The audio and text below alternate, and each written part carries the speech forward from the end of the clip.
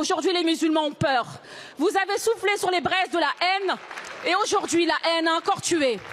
Vendredi dernier, à la Grand Combe, Boubacar Cissé a été massacré, poignardé dans une mosquée d'une 50aine de coups de couteau pendant qu'il priait.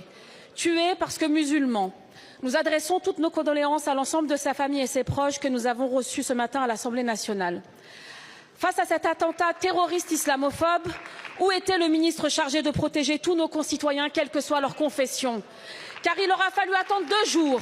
2 jours pour réagir, 2 jours pour vous déplacer. Non pas sur les lieux du crime, non pas auprès de la famille, mais enfermés à la sous-préfecture d'Alès, loin des regards, loin du réel.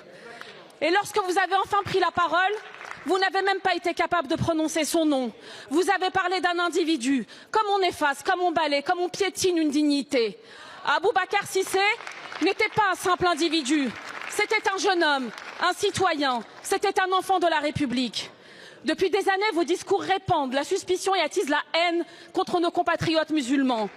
Vous n'avez cessé de les dénigrer quand vous avez osé dire qu'ils régressaient vers leurs origines ethniques, que vous avez présenté le voile comme un étendard islamiste, que vous avez stigmatisé leur foi comme un danger pour la France et que vous avez même proposé d'interdire aux mères voilées d'accompagner leurs enfants en sortie scolaire.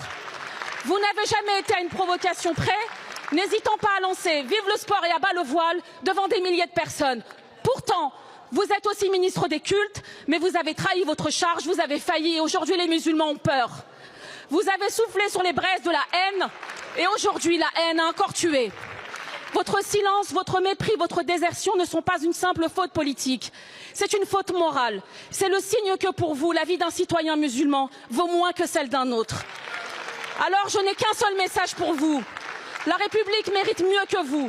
La République exige mieux que vous. La seule issue décente, Monsieur Retailleau, c'est votre démission. Partez organiser votre congrès. Les Français ont besoin d'un ministre à plein temps pour les protéger. Allez-vous-en.